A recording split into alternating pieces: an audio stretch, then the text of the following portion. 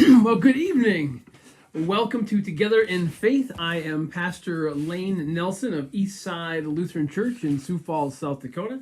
And I am coming to you on a wonderful, beautiful, actually, September evening 2023. If you are participating with us live, welcome. We hope that the weather is nice where you are.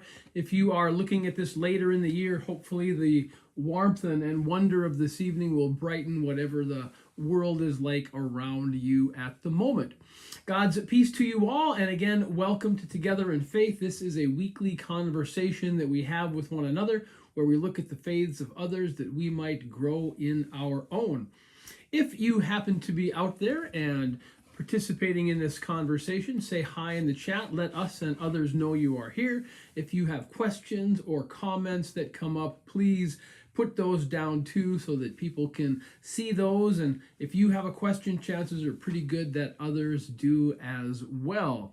Plus, it's also nice to just see who is with us. We have a wonderful community of sorts that has formed here on Tuesday evenings over the last 2.5 years or so.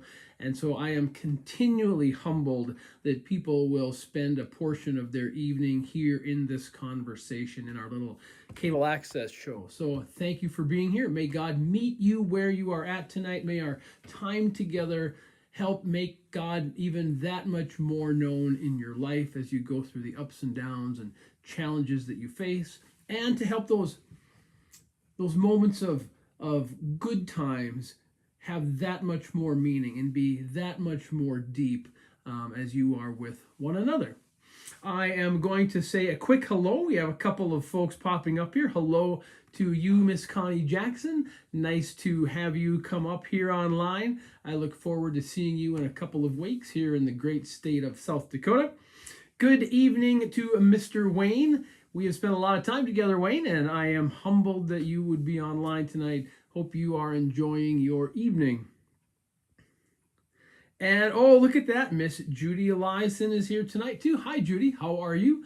Greetings. Sorry I wasn't able to be at St. Arbuck's today, but I am glad to be able to connect with you now. Hope you are feeling better. And Carol is here also. Good evening, Carol. What a lovely icon that pops up there with your name. What a wonderful, bright way to say who you are. I am going to just close my door for 1 second so that the background noise doesn't come in here. I'll be right back. Talk amongst yourselves.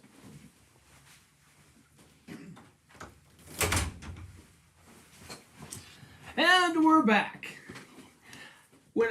As some of you know, I had to make a quick trip up to North Dakota last week to see my folks. I was up for about 24 hours.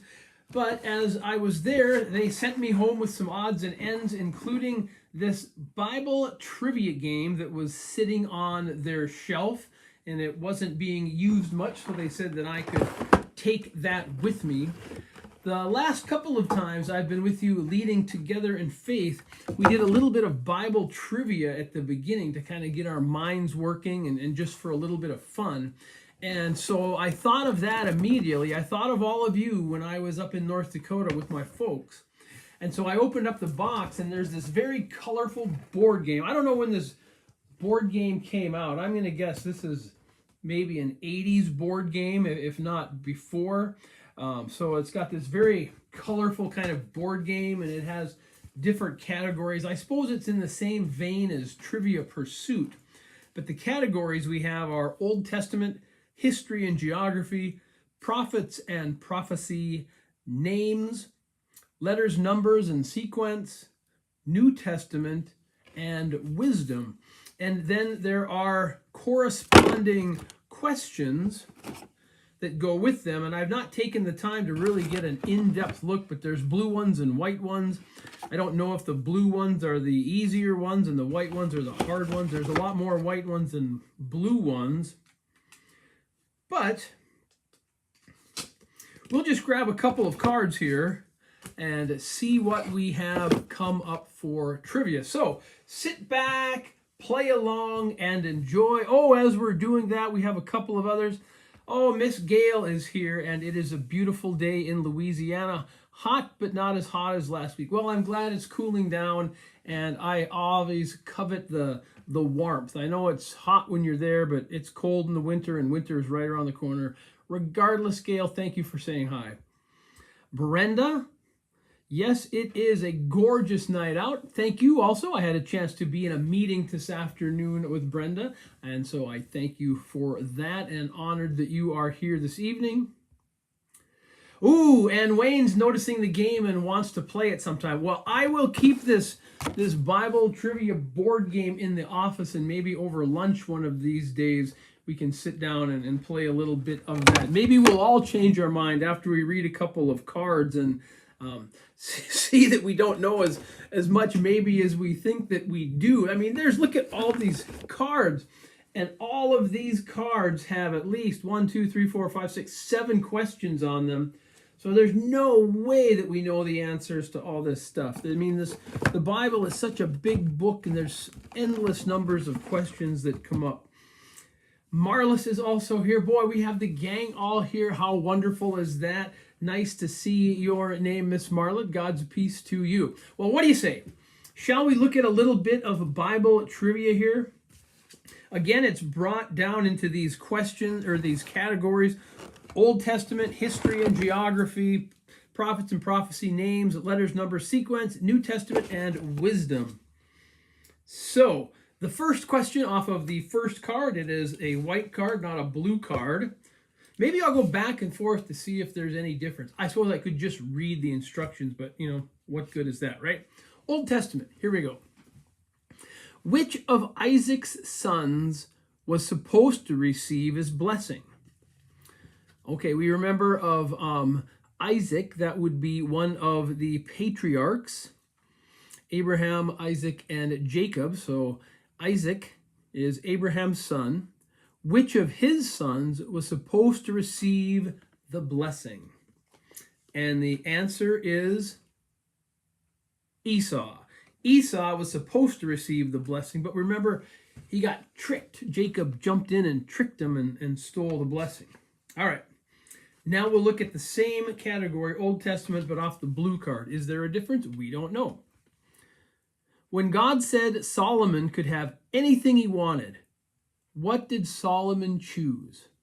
All right, so we remember that Solomon was one of the great kings of Israel, and God granted him his choice of anything he wanted. What did Solomon choose? If you said wisdom, you are correct. You are wise yourself. So that is not a bad thing to ask for. I mean, if you ever rub that genie lamp and are granted 3 wishes, asking for wisdom is not bad. But maybe a better way to do that is just simply to include in your daily prayers that God grant you wisdom, and in such you will be much better off. So that is a wonderful reminder to just pray for wisdom on a regular basis. I certainly do, and one day God will grant my prayer. HG, that is history and geography, from the white card. Oh, hi, Alice Cruz. Good to have you with us, Alice. We are in the middle of a little Bible trivia right now. Welcome. Glad you are here. All right, history and geography. Who hung 5 kings on trees? Well, that's kind of gruesome.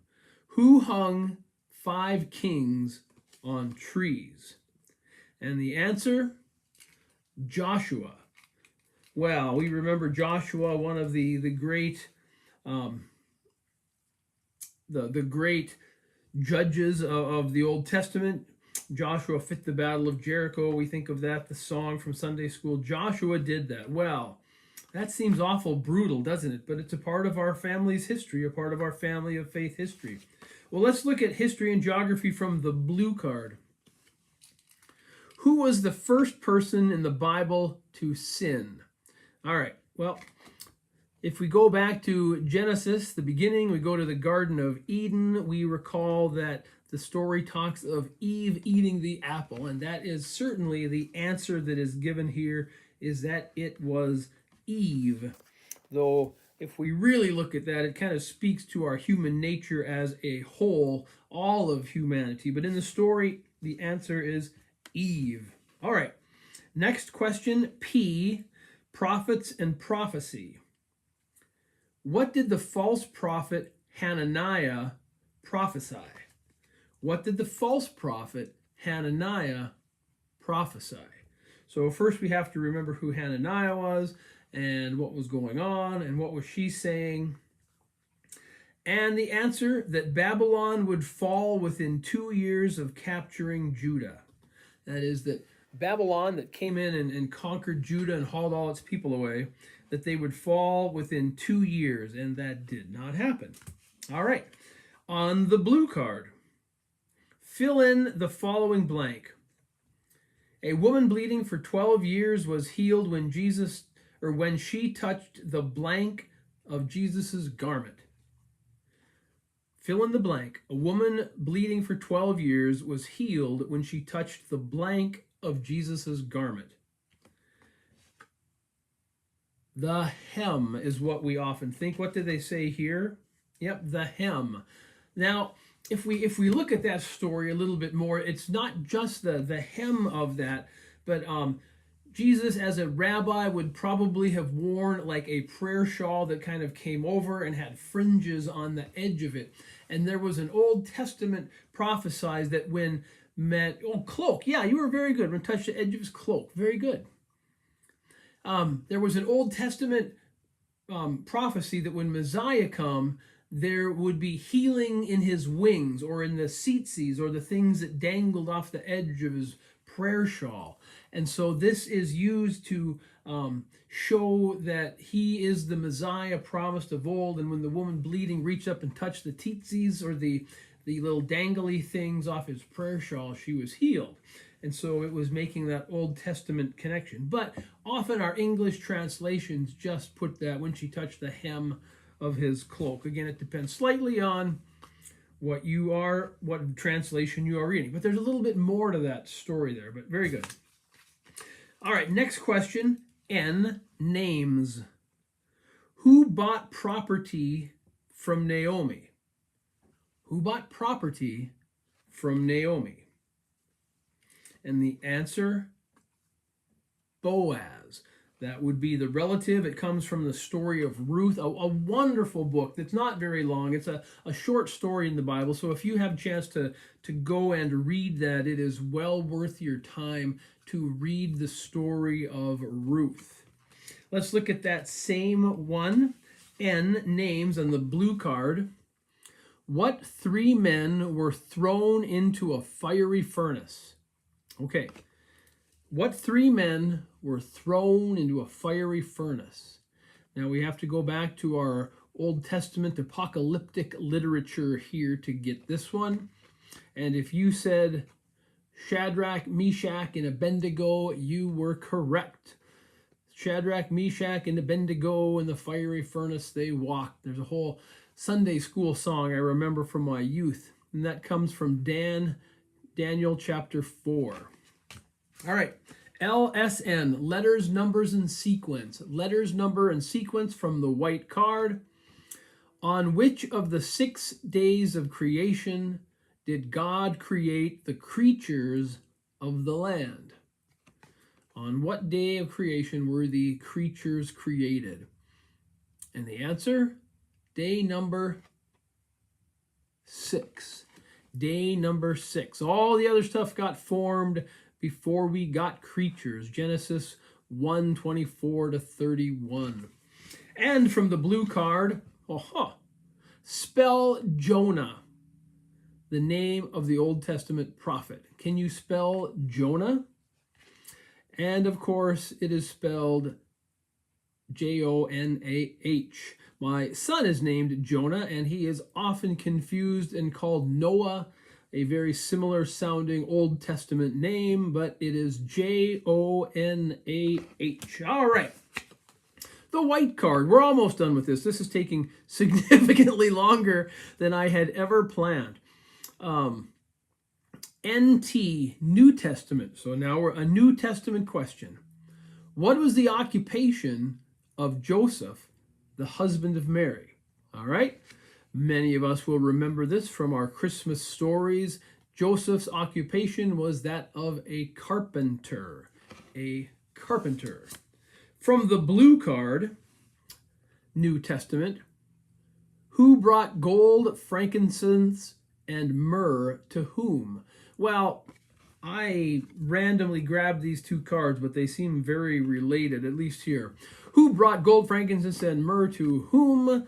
And that would be the wise men, and they brought it to Jesus, of course. There we go, our Christmas story from Matthew 2. All right, and finally, the last one on our white card, W, wisdom literature. I love the wisdom literature. In one of Jesus's parables, of what two things did Jesus say, let both grow together until the harvest? All right, so New Testament, a parable of Jesus, and he says, no, don't pull those. Let both grow together until the harvest. And that would be the wheat and the tares, or weeds perhaps in a newer translation, wheat and the tares. And the last question for tonight that we are getting here, who said the following? For the poor always ye have with you, but me ye have not always. Well, it's hard to read that. I'm not used to that language anymore. Who said, for the poor always ye have with you, but me ye have not always? And the answer, of course, Yesu, Jesus. The poor you will always have with me, but not me. I'll only be with you for a little while. Well, there you go. That was a little fun, kind of looking at this Bible trivia here. Yeah, I think that we should play this, Wayne, and that we might actually know one or two of these answers. And I'm going to throw this open invitation out there to all of you who are in the area. If you would like to have a game of Bible trivia with me, if you would like to grab out this game, and I'm going to have to look to see when this game came out.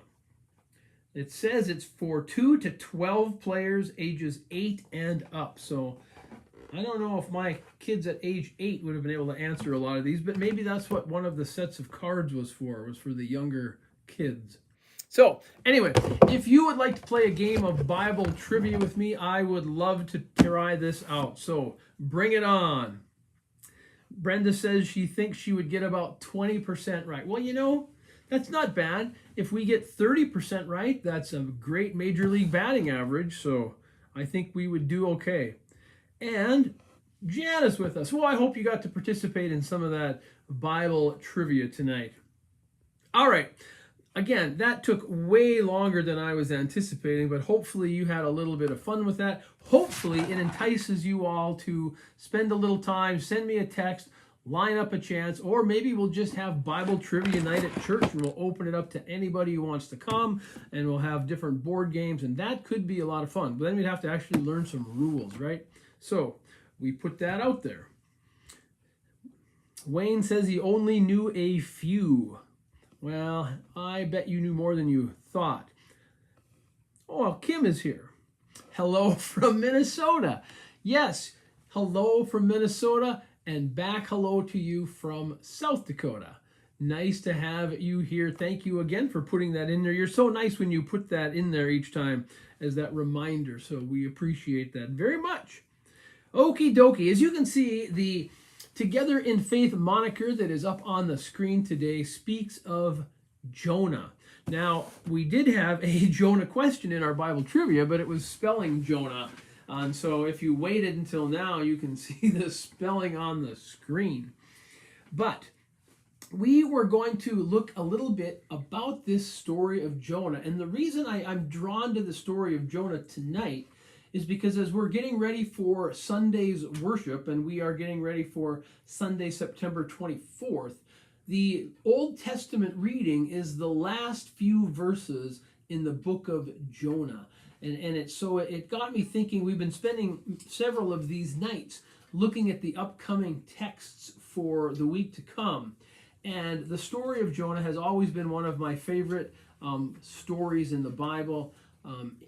It's unique because, kind of like the story of Ruth that we talked about in our Bible trivia, it's not very long. There's only 4 chapters in the story of Jonah. And so you can sit down and read it in a relatively short reading time. But there's so much depth in that story of Jonah.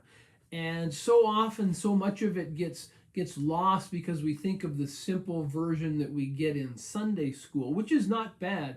And it's a very entertaining story. And the imagery in this story can be so vivid that it really captures the imagination and draws us in. But there is a depth of wisdom in here that's really challenging. And the story of Jonah is one that really challenges us and causes us to think about our own perception of God and the world, and are our ways really in line with God's ways. A little bit of background, maybe. Now, we'll look at the story of Jonah soon, but we might have to stretch this into a part 2. I hope that's okay. We'll keep you on the edge of your seats, right?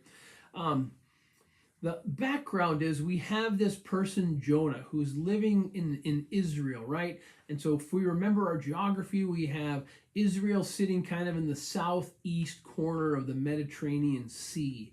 It's right on the eastern edge of the Mediterranean Sea, which was a busy, busy byway as people were traveling from the east into Africa or going up into Europe. They would go right through Israel. It was kind of a byway. So it became this cross section of different cultures and peoples and lines of thought.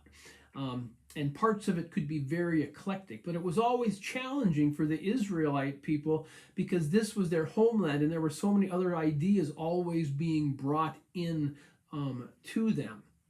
Now, the kingdom of Israel, we also talked about King Solomon in our Bible trivia a little bit ago, right? When we prayed for wisdom. King Solomon was one of the great kings of Israel. He came after David, and David came after Saul. So Saul, not so good, kind of meh. Then came David, the greatest kingdom of all time. And then Solomon comes in, and he builds the temple and has the wisdom and, says, whose baby is it? Well, split it down the middle. I mean, just stories like that, right? And then he has some kids who kind of take over and things kind of fall apart. And eventually this great kingdom splits into two. There's the northern kingdom and the southern kingdom. And they kind of bicker back and forth with one another, and they're all kind of fighting their own battles, and there's prophets speaking to them about, don't do this, be careful you don't do that. And eventually the northern kingdom gets conquered by Assyria. Assyria would be east, and they would be that big kingdom off to the east who then came in and conquered Israel, or the northern kingdom, which was Israel, conquered Israel and hauled many of their people away. So they were the bad guys, right? There was this nasty country who came in and did terrible things to God's people. Same thing happened a few years later, a couple of hundred years later in the south, when Babylon, who was then in power, came in and did that to Judah. But Assyria comes in and conquers the northern kingdom. And the city of Nineveh would have been its capital. So Nineveh, historically, is not looked upon favorably by the people of Israel because they're those bad folks who came in and conquered us and hauled everybody away and ruined our lives, right? So this story of Jonah speaks about how God's calling us to love even our enemies. And it goes even deeper than that.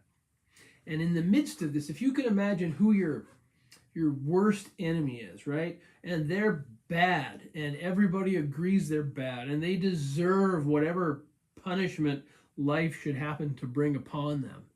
And all of a sudden, God comes to you and says, hey, I want you to go warn those folks that if they don't change their ways, they're going to be in for it, okay? You need to warn them. Let them know that they better turn around or things are going to go badly. Well, that's what God does to Jonah, and he wants no part of it. He wants bad things to happen to them. And so he gets in a boat and he goes off to Tarshish, the other direction. He goes to Spain, or is headed towards Spain. So we have Assyria being off in the east and Israel in the middle, and God says, hey, Jonah, go warn those people of Nineveh so that they can change their mind, right, and be spared. And Jonah says, I want no part of it. And off he goes as far in the opposite direction as he can. That might be relatable to some of us. I have some things here on the story of Jonah, a couple of little questions for us to think about. What do you remember of the story of Jonah? I've already kind of shared some big themes, but what do you remember when you think of the story of Jonah? Chances are, if you're like most of us, you remember those wonderful pieces from Sunday school, right? For many of us, what we recall is that God calls Jonah to go do something, but that Jonah doesn't want to do it, so he goes the other direction, runs away, and then Jonah gets swallowed by a whale. Yeah, that's great imagery. It makes for wonderful pictures in our children's storybooks. And then eventually, Jonah prays for help, and God spits him up on the shore, or the whale spits him up on the shore, and he goes and does what he's supposed to do. And that can kind of be the heart of it for many of us, because that's, as much as some Sunday school kind of lessons can really convey in a short period of time to a certain age group, that God calls Jonah, he runs the other way, gets swallowed by a whale and changes his mind, gets spit up and does what he's supposed to do. But as mentioned, there is just so much more to this story of Jonah. That lead in kind of helps expand our mind. But it also brings to mind a question for us. Have you ever tried to run away from God? For whatever reason of what might be going on in your life, you decide that, that's not what I want to do. That's not how I want to spend my time. I don't want to do those things that are asked of me. Many of us spend much of a lifetime running away from God, going as far in the opposite direction as we possibly can. Hopefully we get some kind of big fish whale experience, right, that swallows us up and helps us come to our senses and spits us out on shore, drawing us a little bit closer back to what we maybe know we should have been doing in the first place. If so, maybe this story of Jonah relates to you in another way as well. But the story of Jonah doesn't end even just there. It's even after Jonah gets caught up in the fish and reminded and kind of says, yeah, I should go do that, and get spit up. He does it reluctantly because he doesn't want the people to repent.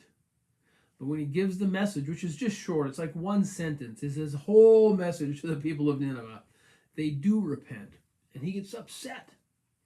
And he says, I didn't want to do this because I knew that's what was going to happen. That God, who was so merciful, might actually help them. And sure enough, look at that. He did. And that really upsets him. And the story leaves us with the question as we're reading it and as we're going through that. And we walk away from that question, or from this story of Jonah, asking, how would we respond? How would we respond to this situation that God has now put us in?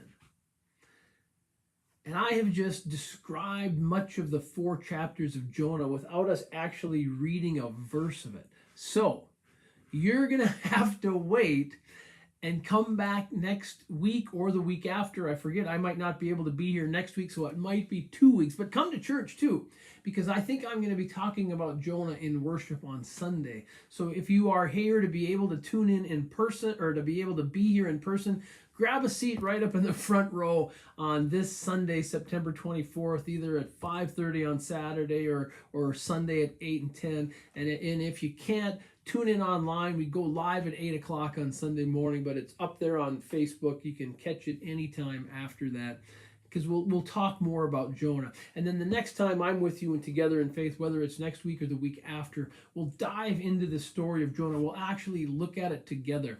But remember these themes in the back of your head. And until then, if you find yourself running away from God, maybe just slow down a little bit. Don't run so hard.